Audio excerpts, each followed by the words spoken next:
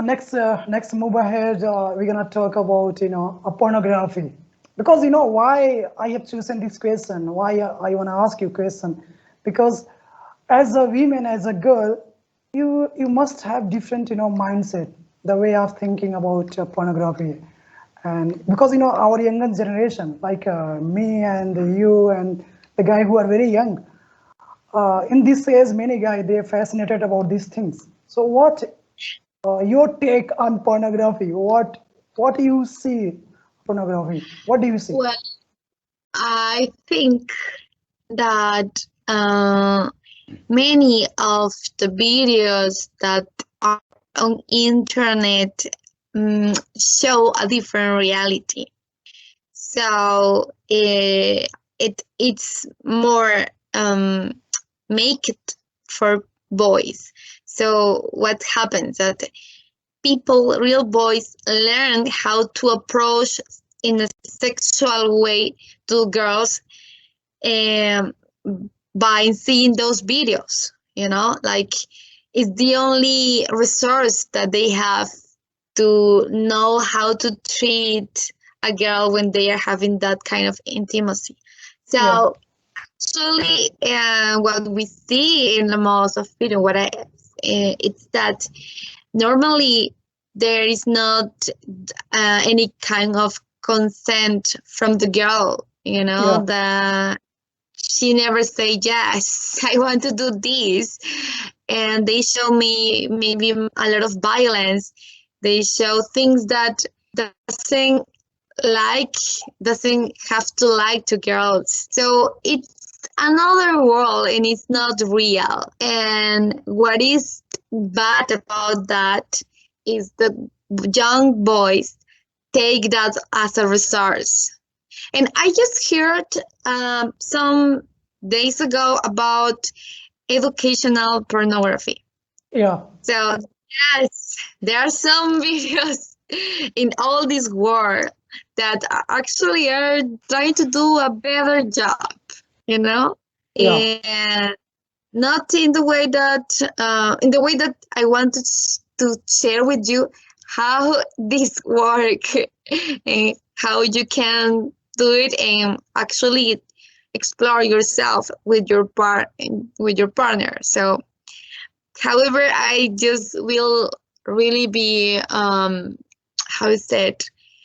Um, it's difficult to find good resources on pornography, and I think that is bad for the young generation.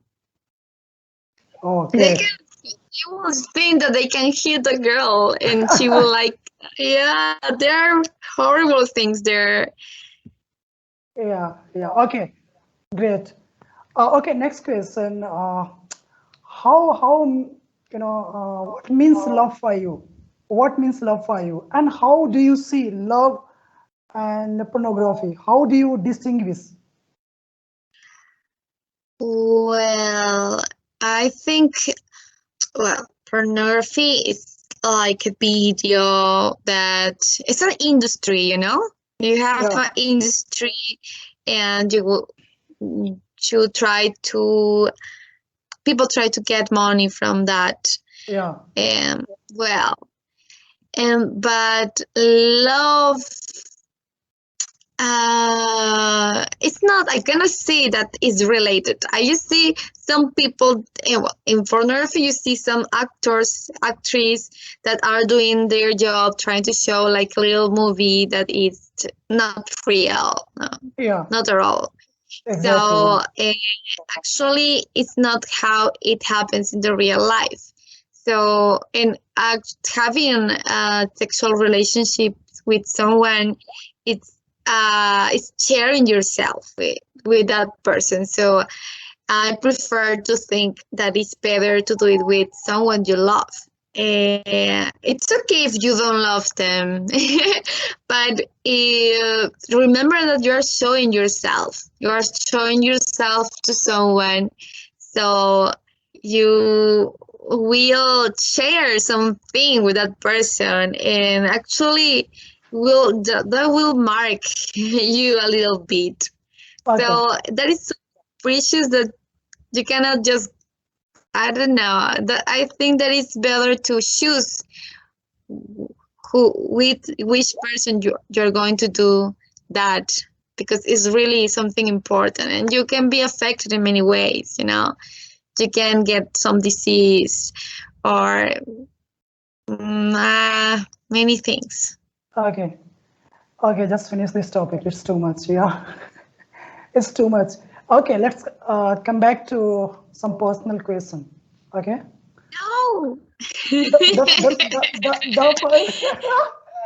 It's not about pornography and sex. Okay. Thank you. Don't worry. That was getting weird. Don't worry.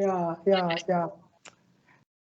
So the next question is, many guy, when YouTube come there, social media come there, especially the guy who want to do something in their life, who want to be successful in their life.